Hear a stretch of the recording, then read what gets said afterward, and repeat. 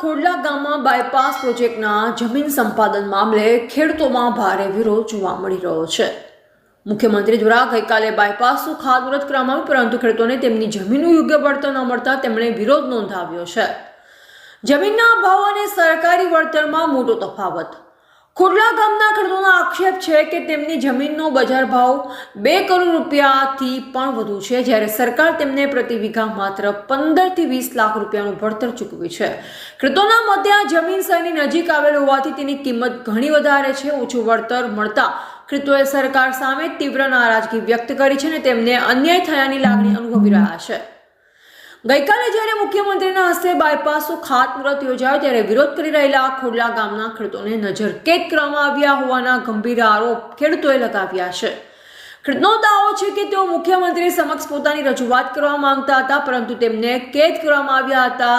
આ મામલે ખોડલા ગામના ખેડૂતો આકરો નિર્ણય લેવાની ચીમકી આપી છે। ખેડૂતોએ સ્પષ્ટ કર્યું છે કે જો તેમને તેમની જમીનનું યોગ્ય અને સંતોષકારક વળતર આપવામાં નહીં આવે તો તેઓ આવનાર તમામ ચૂંટણીનો બહિષ્કાર કરશે।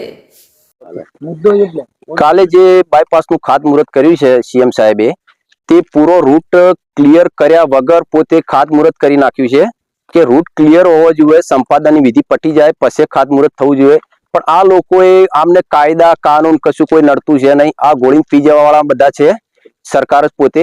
અને ખેડૂત પ્રધાન દેશમાં ખેડૂતોનું કશું કઈ ઉપજતું ન હોય અને ખેડૂતની દશા વિહોણી કરી આ લોકો વિકાસના નામે ખેડૂતનો વિનાશ નોતરી રહ્યા છે અને ખેડૂતને મારી કચડીને આ લોકો વિકાસના નામે વિનાશના નામે ખેડૂતના વિનાશના નામે વિકાસ કરી રહ્યા છે।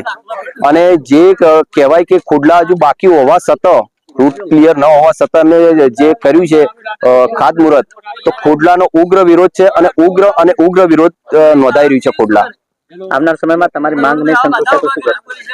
આવનારા સમયમાં અમારી માંગ નહીં સંતોષાય તો ખોડલાએ જે બાયપાસના ખેડૂતો આવતા હતા એ અને એમના જે શરણ સંબંધી સગાવાળા બધાએ ચૂંટણીનો બહિષ્કાર કર્યો છે અને આવનાર ટાઈમમાં 15 ગામ એકઠા થઈ અને 15 ગામ ચૂંટણીનો બહિષ્કાર કરશે અને ખોડલા આખું બહિષ્કાર કરવા તૈયાર સંમત રહેશે।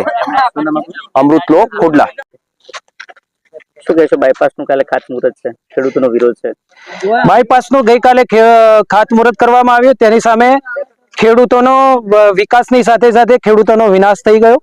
157 વીઘા જમીન 15 ગામડાની જેઓના એક પાણીના ભાવે સરકારે લઈ લીધી અને અમાને રોડ ઉપર ફરતા કરી નાખ્યા, જેની અમારી આજીવિકા, અમારા બાળકોનું ભવિષ્યનું રૂંધી નાખ્યું છે।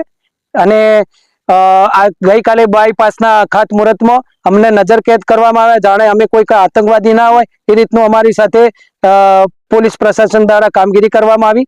આ રીતનું એકચ્યુઅલી જે અમારી જમીન સંપાદન કરવામાં આવી છે સિટીની નજીક છે, જેનો માર્કેટ વેલ્યુ અત્યારે 2 થી 5 કરોડ રૂપિયા વીઘાનો ભાવ ચાલે છે, જે અમને ચૂકવણામાં 5 લાખ થી 15 લાખ રૂપિયા અમને વીઘે ચૂકવણું કર્યું છે, જેથી અમે ગામમાં એક સારો પ્લોટ પણ લઈ શકીએ એમ નથી અને આ રીતે અમારી આજીવિકા છીનવી લીધી છે।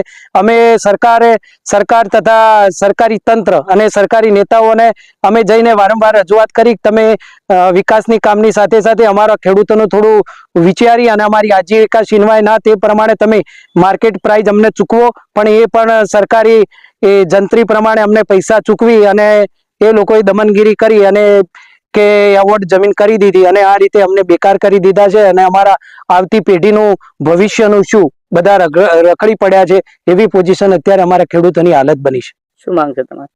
અમારી માંગ એ જ છે કે અમારી જે જમીન મોઘામૂલી જમીન લીધી એ તમે કોઈ પણ બેંક છે એ કોઈ પણ લોન આપતી હોય તો વેલ્યુએટેડ નક્કી કરે કે ભાઈ આ વેલ્યુશન છે અને આપ ભલે જંત્રી આ રહી પણ એનું વેલ્યુશન આ થાય એ પ્રમાણે એ ફંડિંગ આપતી હોય છે, તો પછી અમારા ખેડૂતની જમીનનું જંત્રી પ્રમાણે કેવી રીતે ચૂકવણું થઈ શકે? અમારા ખેડૂતને પણ એ વેલ્યુલેશન પ્રમાણે નક્કી કરી એના સારા વકીલો જે વેલ્યુલેટેડ એન્જિનિયરો બેસાડી અને અમારી જમીનનું મૂલ્ય નક્કી કરે અને એ પ્રમાણે અમને ચૂકવણું કરવામાં આવે। પણ જે માર્કેટ વેલ્યુથી અમને 5% 2% એવા રૂપિયા ચૂકવી અને અમને એમની સિસ્ટમ પ્રમાણે જે કરવાનું આવે એ રીતે જમીન એવોર્ડ કરી દીધી અને કામગીરી ચાલુ કરી દીધી છે।